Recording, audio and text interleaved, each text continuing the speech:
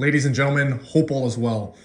Do you ever look at products like Apple with the iPhone or Amazon with Amazon Prime or any of these companies and you're like, how do they develop these amazing products and amazing services? It's just like they snap their fingers and have these magical shower ideas to make these products. Well, it's actually not what you think. In today's video, I'm going to be talking about why product development is actually a continuous process and why it's actually not what most people think. I'm going to tell my story behind this and how I came to the point in my business where I was able to develop a product that is consistent and it's like gets consistent results, right? And how I did that, the failures I had along the way, and why you need to follow the same similar structure to do this, and maybe how to speed track, whatever. So let's jump into things. So when I was first kind of starting in my business, what I did, for those of you that don't know, I'm in the fitness space. So I work with fitness coaches, personal training studios, gyms, etc. Initially, what happened is I first got into the space and I was like, hey, I am going to be a fitness influencer. I'm going to, work with potential fitness brands and I'm going to, start my own brand. So what I initially did is I remember I got a first few pretty big clients. I worked with people like Michael Hearn on just some small stuff. And then I also had my own business where I was training people out of.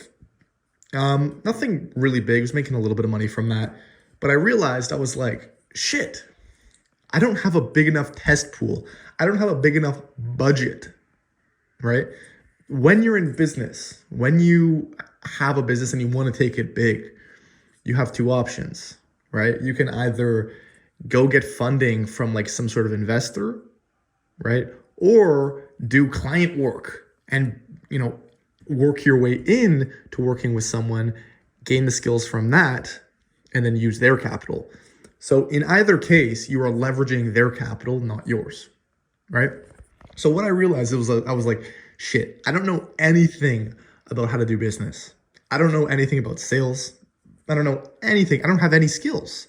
So what do I do, right? Do I just continue working in my fitness business that I was doing, training a few people, right? Trying and failing. Or do I go to these fitness brands who are already somewhat established and try to scale them further? So that's exactly what I did. I started off with cold calling.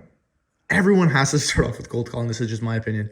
It's like the biggest humbling thing that you'll ever do. It is the bottom of the mountain. Once you get good at cold calling, you know that when you pick up the phone, you'll be able to get money from that. So I started with cold calling, cold called a bunch of gyms, a bunch of personal training studios, and I was able to land a few clients after about 6 to 8 months of trying. And whatever, I landed a few clients and everything was good, everything was dandy. But I had my first iteration. I had my first, swing at the bat. I was up at the plate and I was like, am I going to swing this way or am I going to swing that way? And I chose one way and I went with it. So the way I chose to kind of go for it with these first few clients was literally just Facebook ads. So I was like, okay, I have this minute skill. I have this basic skill about how to do Facebook ads. I know how to run ads. I know how to write a little bit of copy, and I know how to just press publish and put a photo up. It's not hard, right? I knew how to do that. I did a few courses. I took, a few courses in the SMA space, and I knew how to run these ads. This was when I first started. So I went to these businesses and I offered that, and pretty much all I was doing was just like, hey, I run ads for you. You get leads. Bye. That's it, right?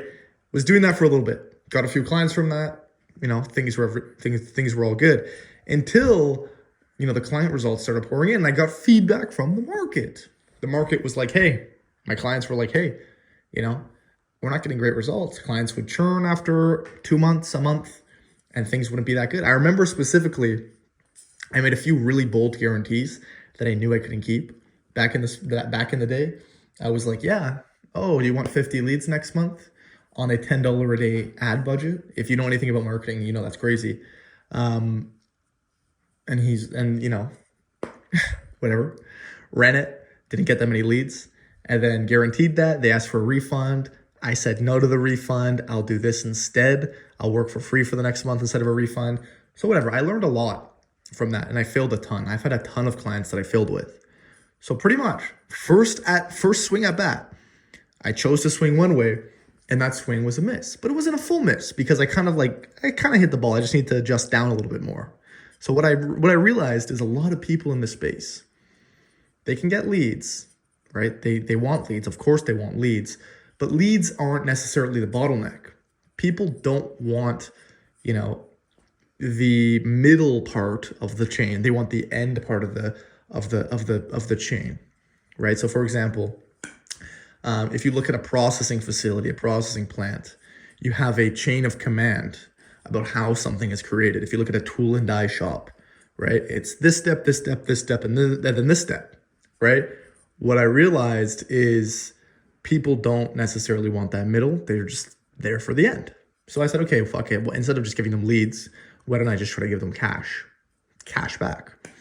So instead of just doing the leads, I ended up booking the leads myself. I booked the leads directly into their calendar and then just gave them the systems to close. And then that was it.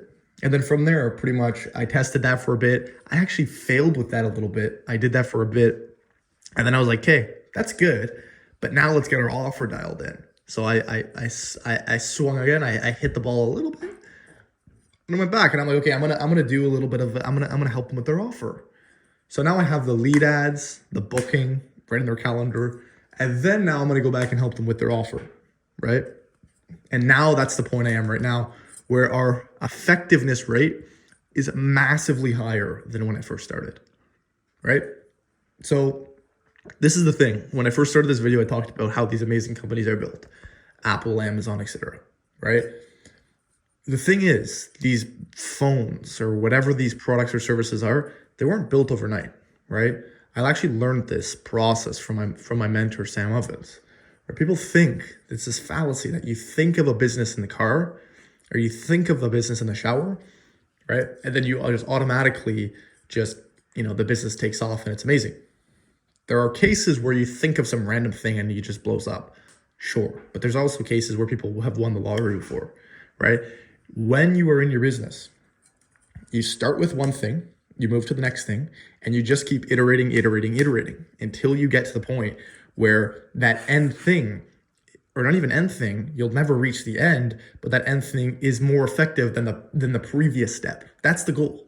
Just if it's 0.1% more effective, that is still a movement in the right direction.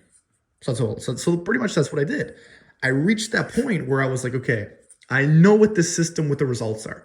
Average client with us is adding about 20 to 30 grand a month in MRR pretty much to their bottom line as a gym or PT studio, right? So really good results, really, really good results. Did it start that way? No, it started with people probably just breaking even or not even you get my point, right?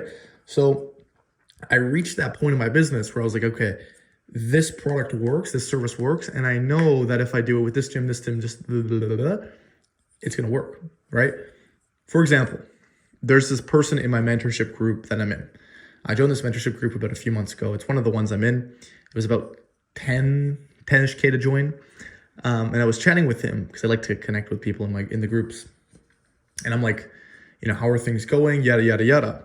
He said, I'm still focused on developing that system that I know is replicable, right? So if you are in your system, if you are in your business, if you are like, I want my system to be A1. I want this system where I know if I put this in, I'll get this out. This is what you have to do, okay? You have two choices. Number one is you figure it out yourself, right? You get a lot of clients, you fail with a lot of clients. You take on a bunch of people, you fail with a bunch of people, and then you learn from those mistakes and that pain, right? You just try, and then you hit it. That's one case. Case number two is you go to someone who is in the space, kind of like myself, or someone who knows a lot, and you say, hey, you've done that. You've done step one yourself. Why don't you just show me how to do the end thing? Just skip me in that chain of command to the end. Give me that, and then I'll just sell that. So by that, you're saving about 1 to 2, or probably I would say even more, 2 to potentially 3 years I'm still in the stage where I'm still developing. Of course, I'm still developing, but you get my point, right? You're always going to be developing. And it's kind of like you can either pay someone to fast forward you, save you a bunch of time, or you can just do it yourself my way. What I chose to do, which was potentially even a little bit more special, is I was like, hey, instead of just me having a fitness business myself, I can do that. But why don't I help people with the capital that they have, use their capital to scale their brands, develop a system from that, and then I could use that to start my own fitness business. Or I could just keep doing that and then be that guy that can scale these fitness brands like crazy, because I've done it with so many clients. For example, if you take the average gym owner, he has only tried what he's tried within his gym, right? He can only have one thesis at a time, right? We can all agree on that. With me, for example, I can have 30 theses, 60 theses at a time, right? So let me give you an example. I have this client where I'm trying this with, this client that I'm trying this with, this client that I'm doing some random thing for that could potentially work, but could potentially not work, right? And then maybe that does really good. And then I say, okay, let's apply this to the other 60 accounts, the other 120 accounts. Do you know what I mean? So there's leverage when you have more businesses that you're working with, because you are developing the skill set that applies for one business to kind of all these businesses. So this is a very high level lesson in terms of like developing product, developing your skill set. But it's like you can either learn from yourself or you can learn by working for and with others. And there comes a lot of leverage when you use and leverage other people's capital. That's why like Jeff Bezos got 200K from his parents to start Amazon. If he didn't have that 200K, I'm sure Amazon would be totally different nowadays. It could potentially be a lot smaller. Potentially we wouldn't even know what it is, right? So you can get that, you can go that route, getting funding for your own company, or you can be the second right-hand man to a lot of these big companies, right? Behind the scenes type guy, right? Who just develops the theses and then sells the theses. So there's a lot of leverage in that, instead of actually just doing that one thesis at a time with your own business. So it's very interesting how that kind of works. And yeah, that's pretty much the video. So if you enjoyed the video, leave a thumbs up. That's kind of my take. That's my 2 cents on the whole thing. Leave a thumbs up. Let me know what you think. And then yeah, you better start that business. If you're watching, if you're a fitness business and if you're watching this video, you know where to find me.